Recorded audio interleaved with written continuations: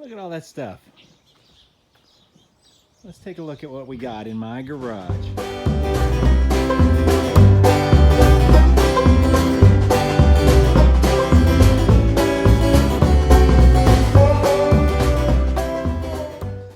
Hello my friends, and welcome to Tom's Tinkering and Adventures. A little while back, one of my awesome viewers said that I should do a inventory of what I got in my garage to show people the vehicles that I own and what I work on, and kind of give the stories on them. So that's what I'm going to do today. I'll have a little bit of fun in the garage, just looking at stuff, and I can relate how I ended up with the items that I have and what my plans are for them. I thought this would be kind of a good topic because I just sold a motorcycle that I've had for a while. So we'll cover all that stuff. Before I get going, I would like to, I'm not sponsored by anyone, obviously. I'm a very small channel here, but I use a tripod from this company called Xenvo, X-E-N-V-O. I bought it on Amazon, and it wasn't terribly expensive. It was about $30. I'll show it to you here. Let's see if we can hold on to my camera, and there you go. So it's just a little 3-leg tripod, and your phone mounts right in there. It's got a really cool little swivel mount. Top comes off. You can mount a GoPro on here as well. So this is what I've been using, and this top part broke on my last trip from Alaska, and it was not due to a fault in the equipment here. It just broke, probably due to mishandling. Well, this company has a lifetime warranty, and I emailed them. They apologized profusely, which they did not have to do. There you go. Robert Roy, if you're watching, I got your plaque here. There's mine. And they sent me out a brand new mount. And this one I super glued, and it's still working. And this is a really cool tripod. So if you're looking for something like this, even if you're not doing a YouTube channel, it's great for taking pictures or shooting videos or whatever. Check the thing out. I don't remember what I paid, but like I said, I think it's about $30. Quick shipping, awesome company. Now let's get started. I'll take you outside here on these first items. This quad I just got as a project not that long ago. I'll put the link to this on here, and replace the head gaskets on it, and it's running good now. I've also, let's see, when I got it, it had paddles. I switched out to these regular tires. It did not have headlights, nor the brackets for the headlights, so I installed the headlights and made some custom ghetto brackets here, which actually hold pretty darn good. And I straightened out a lot of things. I plastic welded the tank cover here, built some brackets for the back. This is just out of stuff I had laying around, but everything is on here nice and solid now, and this is getting ready to sell. I considered holding on to it, but I'm not really a four-wheel guy. But this thing is pretty awesome. It hauls, and it's easy to drive with the automatic. So there's the story of the quad. Next up is my wife's Yamaha Rhino. We got this about 2 years ago. Just kind of an unusual thing. A friend of mine just asked me if I was interested in getting one of these, and I had another project, one of Kawasaki Terex, which is the first side-by-side project that I've ever done. And I was kind of in the middle of that, just wrapping it up. And I was like, maybe. And a day later, he said, never mind, I'm going to keep it. I said, okay, no big deal. And then about 2 or 3 days later, he said, well, if you still want it, he says, I got $100 invested in it. So he raised the price $100, and I picked it up. The top end was blown up on it. I replaced the cylinder and the piston, and we ran it for a season, and then it overheated because I didn't replace the head bolts. So I ordered a head stud kit and a new head gasket, and I did a video on that, which I'll put a link for. this thing has been pretty good. We added these LED lights to it when we got it. I added a cheap Chinese radio that sometimes works, sometimes doesn't, but it was just really to test the speakers, so I can upgrade that later. I installed a loud horn, and what else did I install? Oh, the bed is full of all my stuff here, but I am working on getting this spare tire mount installed in here. Right now it's just strapped in here, but it's better than nothing. So I have a spare tire, and my buddy Robert Roy gave me this jack that he had laying around, so I have a jack, and another friend gave me some tire irons here, so I have enough stuff that I should be able to change a tire on the trail.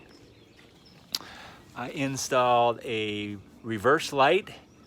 I actually found that LED when I was riding a couple years ago, and I've had it in my stash, and it just worked really well right there. I made a bracket for it. You can kind of see it there out of just some strap iron.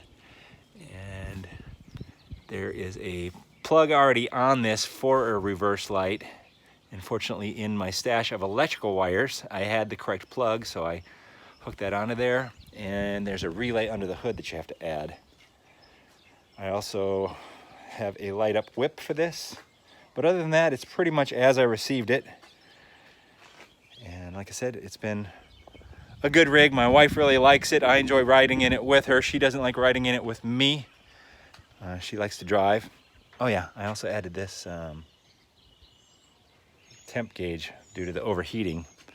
The only thing this has on it is a temp light right there. And everything I've read online said if that comes on, it's too late. And it did come on, and our head gasket was blown. Right there's where the sender for the temp light is. I can't remember the name of the brand of this one. Let me look it up here. Koso, K-O-S-O. So if you're interested in one of them, you can look that up and get you one. It seems to work okay. But that's the story on that thing. I don't have a lot invested in it, and she likes it. So that's probably going to stay, but you just never know. Things change. The Kymco Scooter. I picked this up after I trimmed that palm tree. They want about $200 to trim a palm tree. Since I saved the money, I spent it on this Kymco Scooter. And I didn't buy it intending to keep it, but I have kept this because I really enjoy riding it. I've done a lot of projects on this, so I will link you at least one, maybe with the initial purchase of it. But it's been pretty much carefree for me. It's been running good. Starting to make a little bit of noise somewhere back here, so I should take a look at the clutch or the I forget what you call it, the variator. I should take a look at that. It's making a little rattle back there. I don't know if something's coming loose, but I should look at that. Everything else has been working, and I really enjoy riding it. I know it's silly with a garage full of bikes, but this one's pretty fun. Next up is the bike that I have put the most miles on recently, my Yamaha Super Tenere. You can take a look at my channel if you're interested. I have a lot of videos with this bike. I have done everything from riding it local, putting 1,000 miles on it in under 24 hours, and riding it to the Arctic Ocean and back. It is a pretty darn nice machine. I could throw out some faults with it. It's a big, heavy bike. I am not overly pleased with the power, considering it's a 1200. I had a this is Yamaha. I had a Triumph Tiger before this, and I really love the engine on that Tiger. This engine does not really put a smile on my face most of the time, but it has plenty of go. It's just not super fun, let's say. But it's a very comfortable bike, and obviously with the amount that I have ridden it, how could I really be too negative on it? It's been really reliable. I've had next to zero issues, little tiny stuff, and nothing that I would complain about. And we will see how long I keep this bike. I am over 40,000 miles on this bike, so we'll see where she ends up. Now at this point, I'm gonna have to start moving some stuff. Let me get the next one or two out here for you. Next machine to be reviewed here is my wife's Yamaha FZ6. We purchased this, I am guessing 3 to 4 years ago from a gentleman in Palm Springs. It had 375 miles on it. It's a 2009, let's say. And it's an 8 or a 9, I can't really remember. And at that point it had under 400 miles. He bought it in San Francisco, moved to Palm Springs, brought the bike with him, and just never rode it. So we paid a little bit more than what market value on the used FZ6 was, but since it was almost like a brand new bike, I didn't feel like I got cheated on the deal. My wife went with me on a 5-day motorcycle trip. We rode up from San Diego to Las Vegas and then to Zion National Park, over to Hoover Dam. We went to Lake Havasu, over to Palm Desert, and then back home. And she had a pretty good time. She was jealous of my luggage I had on my Tiger at the time. I had hard plastic bags and she had some soft throw-over bags. So we purchased a tail rack. I put a GV box on there.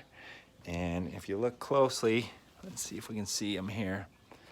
There's some tabs that mount racks that go on the side, and I got some GV bags that mount on the side.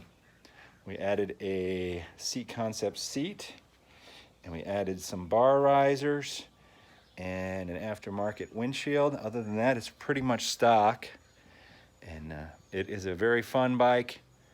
This has got a version of the R6 engine, so it's kind of a sport bike, but kind of a standard. Really fun, easy to ride bike. It doesn't have that many miles on it right now. I don't even know where the key is, probably down here for the seat or something. Let's take a look at how many miles are on this bike, just to satisfy my curiosity. She hasn't ridden it in a while. Her back hasn't been feeling good for the last couple years, so let's take a look at how many miles are on this bike. 4,000 miles. That's not that many for a 10-year-old bike, but it's more than 400. And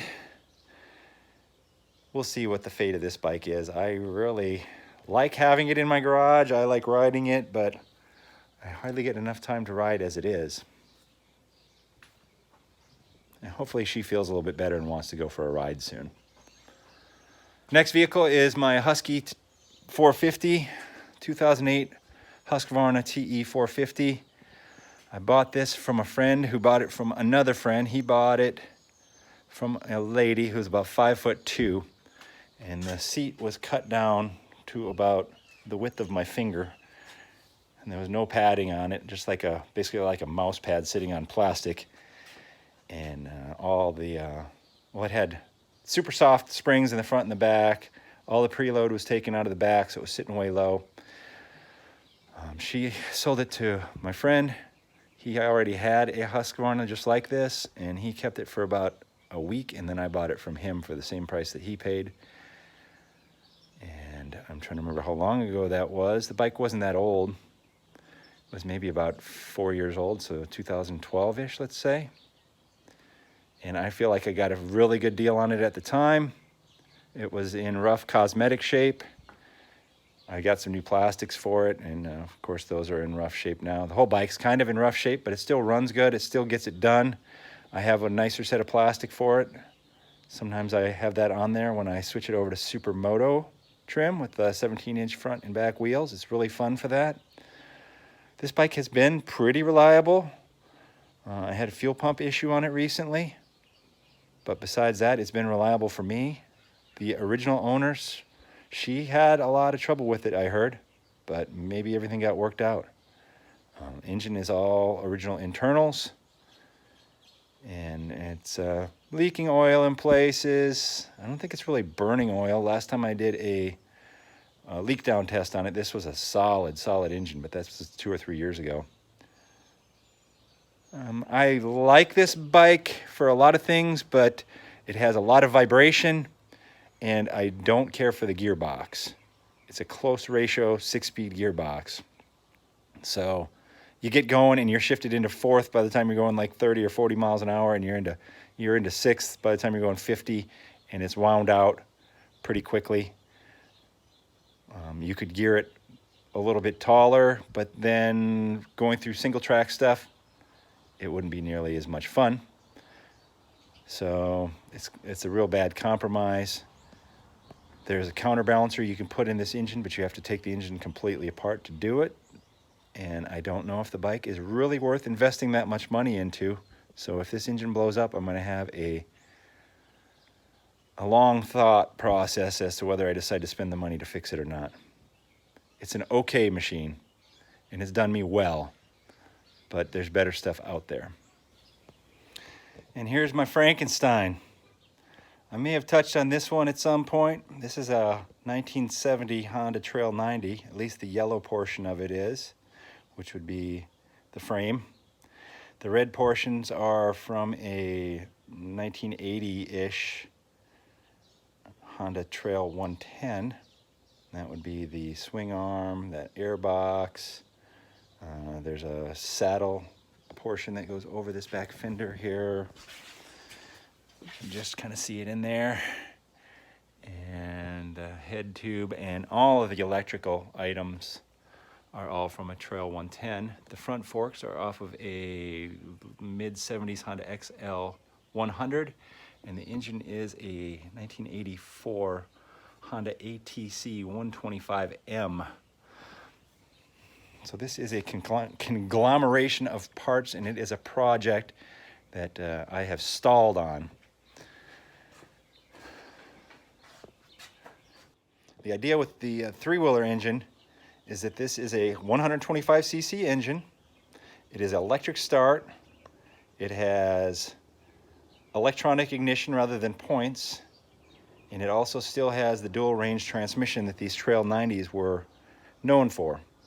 And I also have a pull start on it, so that's kind of cool. And it bolted up with no problems. The only issues that I've had was, of course, adapting the wiring. I have wiring from the three-wheeler, I have wiring from the Trail 110, and I have a little tiny chunk of wiring from the Trail 90.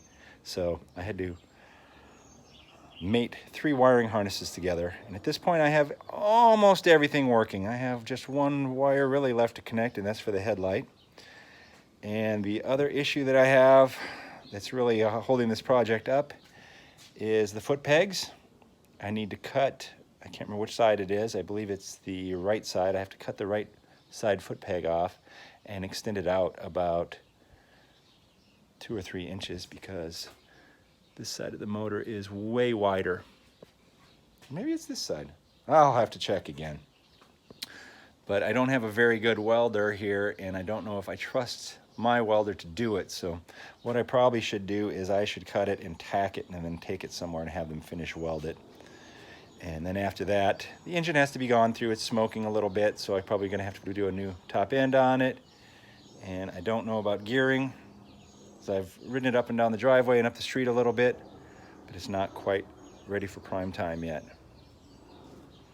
But this is one of those projects I got started on and I never really finished it. And last but not least is Honda XR400. Now, I purchased this because I had a friend who was looking to buy a brand new dirt bike, and I told him that that wasn't a very good idea to buy a brand new dirt bike. He was going to finance it, and I said, hey, you know what? You should never finance a toy. So I was trying to turn him on to some other deals. And this one popped up on, I believe, OfferUp, and it was a ridiculously low price. So I just went and bought it, assuming that I could talk him into buying it. Well, this was about 12 hours after I talked to him about not buying a new one. Well, he didn't. He went out and he bought like a 4 or 5-year-old used one. But then he didn't obviously want this one. It was not in as nice a shape as it is now. It was really ugly. And I have done a cheap cleanup on this thing. You know, I just put a Chinese Supermoto fender. I'm not really a huge fan of that. I like the way they look, but they're not great off-road. I got this aftermarket tank, super cheap. That is a straight from China seat cover with the foam that was on the bike underneath there, which was kind of eaten up. I fixed that a little bit. I bought some used side panels for both sides. I did get a brand new nice rear fender. It had some, I don't know what kind of exhaust. It was off a completely different bike, but I ended up doing some horse trading and I got that exhaust. The front end is off of a Kawasaki KLX, either a 300 or a 250. I think it's off of a 250, so that's a different front end. This is just a cheap Chinese headlight I had laying around in the shop that I threw on here to make sure the headlight works. My friend upgraded from some different handguards, so I just stuck these on here. Not really a fan of them, but they work. And other than that, I went through the engine and did an oil change, adjusted the valves. The rear rim has a very big dent in it. Right there. It was about twice as big. I didn't feel comfortable getting it any better than that. I'm holding onto this bike for my son at this point. We'll see if he wants it or not. A friend of mine gave me this rack, which is not for this, but I can probably make it work. But if my son doesn't want it, I don't know what I'm going to do with this bike. It runs really good. And XR400s are known to be super reliable machines. So it wouldn't hurt to have it sitting here, but then again, we're going to go to the main reason that I decided to do this video today, because I had another bike sitting here that I just got rid of.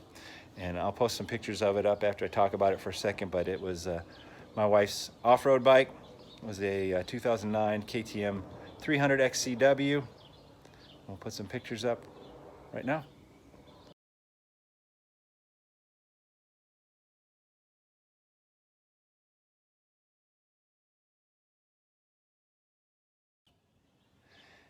And as I said earlier when I was talking about the Rhino back there, her back hasn't been feeling good and she hadn't ridden that motorcycle in a couple years.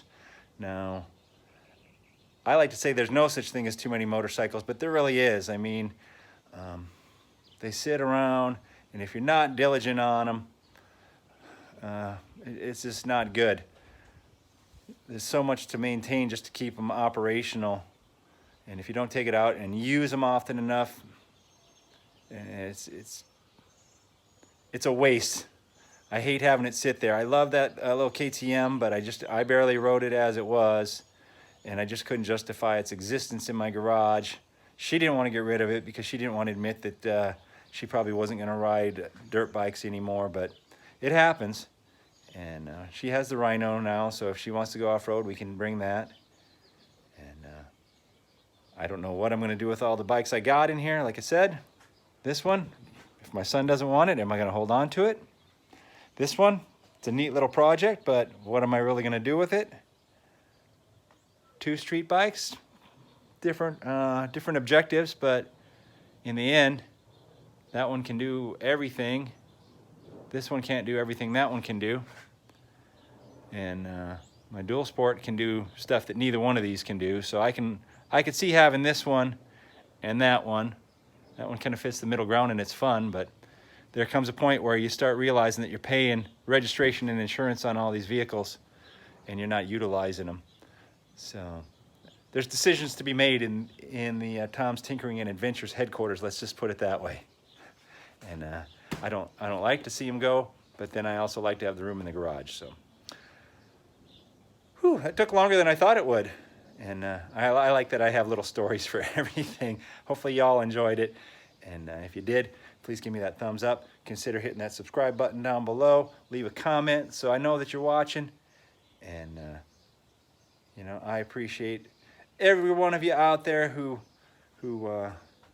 interacts with me. It makes it fun for me to make videos. And hopefully I have some more fun stuff coming up here real soon. We'll see what I got. You never know. Thank you very much for watching. Get out there and find your adventure. Adios.